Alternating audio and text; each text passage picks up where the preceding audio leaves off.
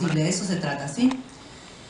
Bueno, arranquemos. La primera parte va a ser un poco más áspera, pero es como la parte central y nuclear. Así que, bueno, es el costo de arrancar con teoría.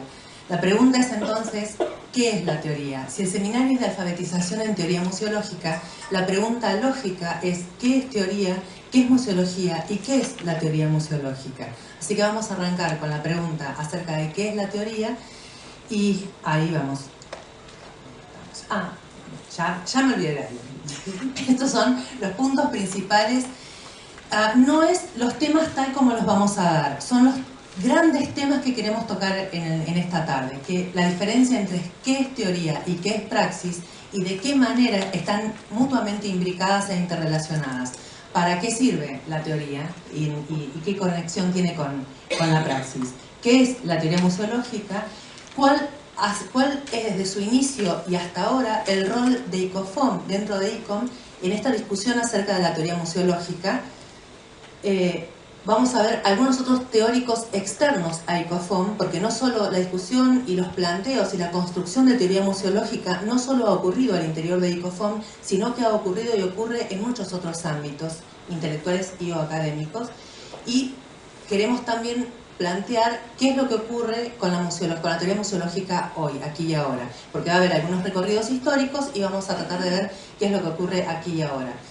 Si nosotros habláramos de todos los teóricos solo en ICOFOM, sería extremadamente aburrido, muy pesado y se irían sin nada. Entonces, dentro de las tomas de decisiones que tuvimos que hacer, decidimos enfocarnos particularmente en dos, que ya los vamos a nombrar más adelante cuando llegue el momento.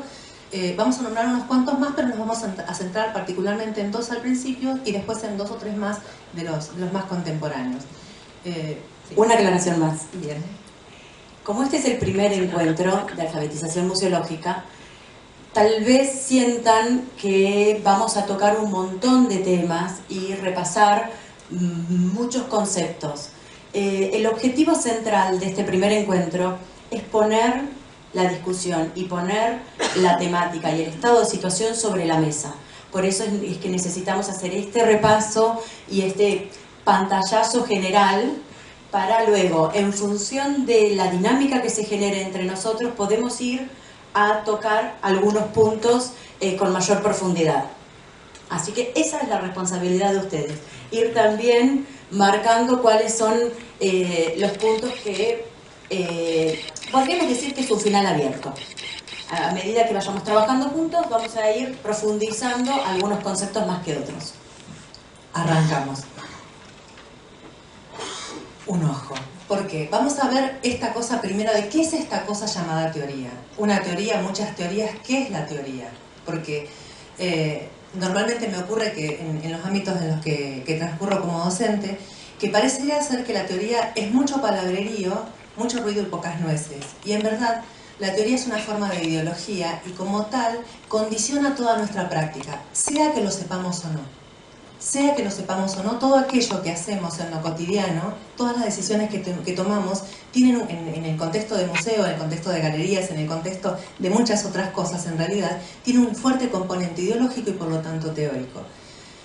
Hablar de teoría implica además hablar de ciencia, porque la teoría tiene directa vinculación con la ciencia como una forma muy específica de conocimiento. No todas las formas de conocimiento son o han sido científicas. La ciencia es un producto que tiene un origen muy específico en la línea del tiempo. La ciencia se produce en la interfaz o en la transición entre el fin de la Edad Media y la Edad Moderna. Está en la raíz de la modernidad misma y tiene una directa vinculación a sí mismo con el sistema capitalista como modo económico de vida, con el surgimiento de los estados-nación y con, qué curioso, el establecimiento del museo público como tal. Y eso no es un asunto menor, la vinculación entre estos y otros elementos más. La ciencia como estructura, como institución de conocimiento, una forma muy específica de conocimiento, se diferencia de las formas anteriores, de todos los milenios anteriores en la historia de la humanidad, de maneras de conocer el mundo, en cuanto a implicó una nueva cosmovisión, implicó la fractura de lo que había sido, entre lo que todos podemos recordar de nuestras formaciones previas, lo que había regido a través de la Edad Media, que era una lógica muy clara, una cosmovisión muy clara, que regía la vida de todos en la Edad Media y que tenía que ver con una estructuración regida u organizada entre Dios, la Iglesia, los señores feudales y los siervos de la gleba. Cualquier pregunta que alguien se hiciera acerca del conocimiento o estaba en la Biblia o estaba en los padres anteriores. Digamos, todo tenía que ver con explicaciones que se brindaban fundamentalmente desde la Iglesia. Bueno, supongo que todos o han leído o han visto El nombre de la rosa. Esa discusión que transcurre a lo largo, esa confrontación continua que transcurre a lo largo del Nombre de la rosa, es exactamente esa fractura. Cuando Guillermo de Baskerville, el que protagonizaba a Sean Connery, discute con el monje, con el abad, es esta discusión de dos lógicas distintas. Son el viejo mundo que representa el abad, que todo tiene que ver con si esto pasa es porque Dios así lo decide, porque Aristóteles así lo dijo, porque los padres antiguos, los filósofos antiguos así lo plantearon. Lo que plantea Guillermo de Baskerville es, no, hay otros agentes actuando acá. Si algo se cae es porque hay fuerzas que hacen que se caiga. Hay que ver cuáles son las evidencias para que esto pase. Lo cual no dejaba a Dios afuera del juego, pero lo ponía en un lugar diferente. Es un momento en el cual Dios es quitado del centro de toda la vida social. Es el fin de la Edad Media y el principio del Renacimiento.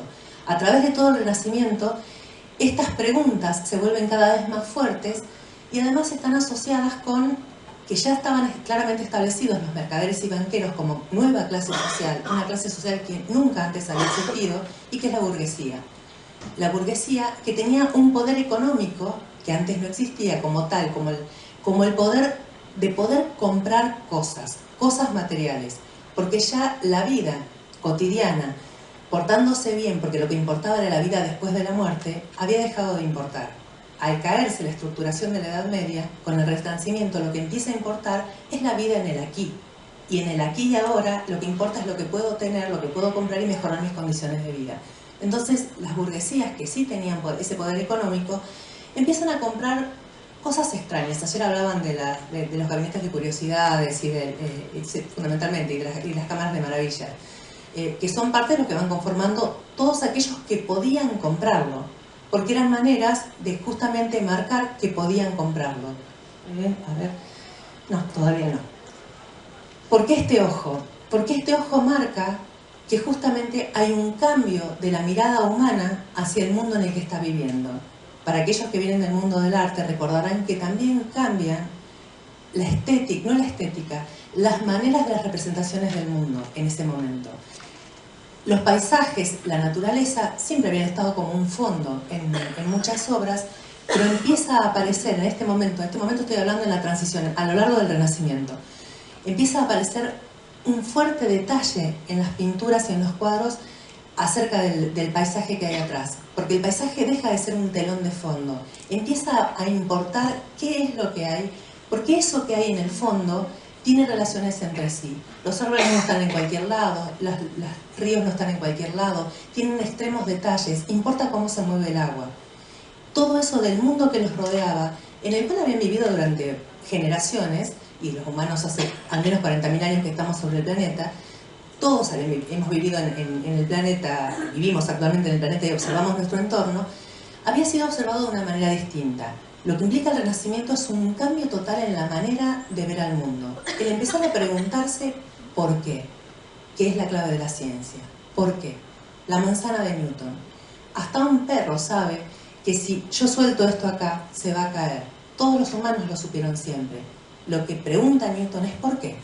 Algo tan elemental como ¿por qué se cae? ¿Qué hace que se caiga? ¿Por qué no se mantiene donde lo tengo si yo suelto esto? No lo voy a soltar, pero se cae. Y entonces el por qué, que es lo que estructura el conocimiento científico, esa es la revolución científica. Al empezar a preguntarse por qué pasa lo que pasa. ¿Por qué el sol sale por acá? ¿O por qué la Tierra se mueve de tal forma? ¿Por qué los días no duran lo mismo?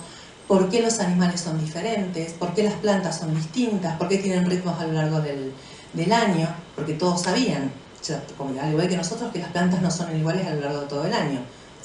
En el calendario sabían cuándo iban a crecer, cuándo iban a dar frutos, cuándo se iban a secar. La pregunta era, ¿y por qué? ¿Por qué pasa esto? Y la ciencia no aparece de la nada, se estructura como una estructura lógica, una nueva cosmovisión para dar razón del mundo, para dar explicaciones racionales y basadas en evidencia. Un largo camino, una larga distancia en relación a aquellas explicaciones que se basaban en lo que Dios, la Iglesia y los padres del pasado habían dicho. Ahora había que dar razón de por qué el mundo era como era. Este cambio en la lógica inicia, por supuesto, con lo que nosotros llamamos, o se llamaba hasta hace algún tiempo atrás, las ciencias duras. Arranca con la física. Después empiezan a conformarse otros tipos de conocimientos que van a llevar ya, no en el siglo XVIII, sino ya en el siglo XIX, a la constitución de las ciencias sociales. Permiso, no sé lo que viene. Esta forma de conocimiento científico se estructura profundamente a lo largo del siglo XVIII, con varios filósofos. Y a lo largo del siglo XIX, después de la primera revolución industrial, se empiezan a constituir otras formas de ciencias que son las ciencias sociales. Todas ciencias duras, ciencias sociales, las ciencias que quieran, tratan de responder una pregunta que siempre empieza con ¿por qué? Y ese ¿por qué? Tiene que ver con el cambio. ¿Por qué el mundo no es siempre igual? ¿Por qué las cosas cambian? ¿Por qué la gente cambia? ¿Por qué los animales cambian? ¿Por qué las plantas se secan? ¿Por qué? ¿Por qué algo cambia? Es la respuesta de por qué algo cambia. No era mera curiosidad, es si yo sé por qué cambia, conozco los agentes que hacen que cambie y por lo tanto los puedo manejar. Es lo que después se va a llamar la razón instrumental. Puedo instrumentalizar ese conocimiento, que va a ser la base de la cosmovisión positivista que va a atravesar el siglo XIX. Una ideología positiva de que el mundo va hacia adelante en un progreso constante a través del cual el hombre conoce y tiene cada vez mayor manejo acerca del mundo en el que vive. Y ese manejo lo vuelve el dueño del mundo, la razón instrumental. Eso que vemos como tan terrible y que es tan absolutamente criticado, es lo que hoy nos permite tener todo lo que tenemos. Los autos andan porque justamente se pudo conocer cómo funcionaban determinados aspectos del mundo. Se pudieron construir, lo primero, la máquina de vapor para los motores y todo lo que permitió la primera revolución industrial. Esa estructura de pensamiento permitió construir el mundo en el cual vivimos todavía hoy. Nos guste o no nos guste. Aunque critiquemos esa filosofía, que vamos a criticarla, es lo que constituyó la manera de vivir nosotros en el mundo actual. Aunque no vivimos en aquella forma de pensamiento, vivimos en otra forma de pensamiento que aún se basa en el capitalismo y en el dominio del mundo, y en la estructuración del conocimiento científico sobre el mundo para poder dominarlo. De hecho, más que en el positivismo, porque estamos en un mundo pragmatista. ¿Hasta acá vamos bien? Porque están o dormidos o aburridísimos. Tengo la claque acá que me dice sí. No, por ahí alguna cabeza que haga así cada tanto también. También viene, ¿viste? ¿Por qué este barco? Porque la pregunta del millón es, sí, muy lindo, qué lindo, el renacimiento, todo este cambio, pero ¿qué diablos es entonces la teoría y para qué me sirve a mí que trabajo en un museo? Porque la teoría, en esto que ya explicamos que es la ciencia, la teoría es el pensamiento en el cual se basa. Las teorías lisa y llanamente, y estoy hablando en plural, las teorías lisa y llanamente son explicaciones. Son explicaciones de cómo funciona una porcioncita del mundo, de la realidad. Una porción, no todo el mundo. La física, las teorías físicas explican cómo funcionan la parte física del planeta, del mundo, del universo, de la realidad en la que vivimos. La biología explica cómo funciona la partecita correspondiente al universo vivo, al universo biológico. Las ciencias sociales, la antropología, yo soy antropóloga, explica, o lo intenta explicar cómo funciona la cultura humana, la sociedad humana en sus aspectos culturales, de una manera similar a la sociología. Cada ciencia tiene distintas teorías al seno de sí misma que explican de distintas maneras cómo funciona esa porcioncita de la realidad que le toca. No la realidad en su conjunto, sino que distintas porciones que sospechosamente podemos pensar, caramba, hay museos de ciencias naturales, hay museos históricos, hay museos de distintas tipologías. que sospechosamente tienen que ver con la forma en que un señor llamado Samuel Kiekeberg organizó inicialmente las colecciones que tenía el duque de Baviera. Kiekeberg lo que hizo cuando le pidieron que las organizara fue justamente darles un cierto criterio que estaba en la manera en que se entendía en ese momento, que eran las distintas partes en las que la realidad se organizaba y las que había que conocer, que tenían que ver con lo que después van a ser las distintas ciencias. Y vamos al famoso barco. Esto lisa y llanamente para que yo me acuerde qué es lo que tengo que decir. Esto me lleva a qué bonito lo de la teoría y para qué me sirve a mí. Hay una paradoja muy conocida, que es lo que se llama la paradoja de Teseo, o la paradoja del barco de Teseo. Hay una historia relatada por Plutarco, que dice que cuando Teseo volvió de todas sus idas y venidas con sus amigos y sus compañeros de viaje en su barco, los atenienses tomaron ese barco y lo guardaron y lo conservaron y lo protegieron como recuerdo, como lo que ahora llamaríamos patrimonio. Ellos no lo llamaron patrimonio, pero como un patrimonio propio. Durante largo tiempo lo tuvieron de una manera patrimonial. El tema es que el barco era de madera. A medida que el tiempo pasaba, el maderamen se iba pudriendo.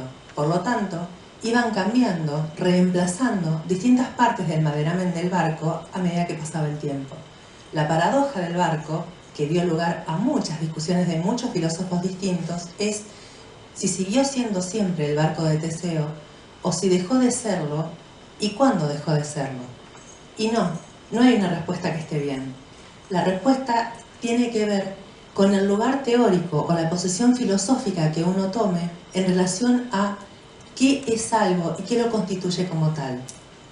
Si uno piensa que hay algo esencial, algo en la esencia de ese barco, que lo va a mantener como el barco de Teseo, pase lo que pase, por su forma, por su materialidad, por su función, por su propósito último, que son las causas o razones, por ejemplo, que establecía Aristóteles para definir la esencia o la razón de algo.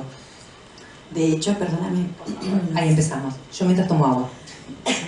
Ayer, si recuerdan, en la exposición de la doctora Larrauri, ella cuando planteaba qué es patrimonio, justamente decía esto: hay un grupo determinado que en un momento determinado, en un tiempo determinado, decide qué es patrimoniable. ¿Sí? Entonces, esta definición, este relato que nos trae Sandra, tiene que ver con muchas discusiones contemporáneas que se suceden al interior de nuestras instituciones en cuanto si es original o no, entonces si es patrimoniable o no, si lo guardamos, lo conservamos o no, etc. Tiene que ver con justamente la decisión político-ideológica, ¿sí? Y eso tiene que ver con nuestro lugar teórico de donde nosotros nos paramos para definirlo, ¿sí? Ayer la doctora Larrauri lo planteaba específicamente en cuestión de patrimonio cultural en general. Bueno, acá lo vemos puntualmente en relación a un relato histórico sobre un objeto determinado. ¿Cuántos casos pueden tener ustedes al interior de sus museos sobre ese objeto que está en duda su supuesta originalidad? Ahora, la decisión que tome el equipo que está trabajando en ese momento en esa institución sobre ese objeto no es ni buena ni mala, es la que toma ese equipo y va a sentar, esperemos que sea de forma consciente, que esa decisión que están tomando tiene que ver desde qué lugar teórico están trabajando. Y un poco el objetivo nuestro hoy acá es hacer este repaso para que podamos hacer consciente todas esas acciones de nuestra labor cotidiana, y para decir, bueno, entonces yo estoy trabajando desde esta postura. Lo traigo a algo que ocurrió hace un rato nada más, que son los sillones de la misma legislatura. Nosotros, y una de las razones por las cuales llegamos tarde, es porque fuimos a la legislatura a una visita protocolar. Nos hicieron una visita guiada y nos mostraron, quienes sean de San Juan seguramente los conocen, los sillones, algunos de los sillones que han recuperado de la vieja legislatura, que están obviamente restaurados. Y digamos, aquí tenemos un tema comparable, digamos, es el mismo tipo de análisis lógico teórico que uno tiene que hacer, que es la filosofía, la teoría en realidad, que hay detrás de la toma de decisión de restaurar un algo. Entonces, al solo momento de decidir restaurarlo es cambiar porciones de su materialidad. Por lo tanto,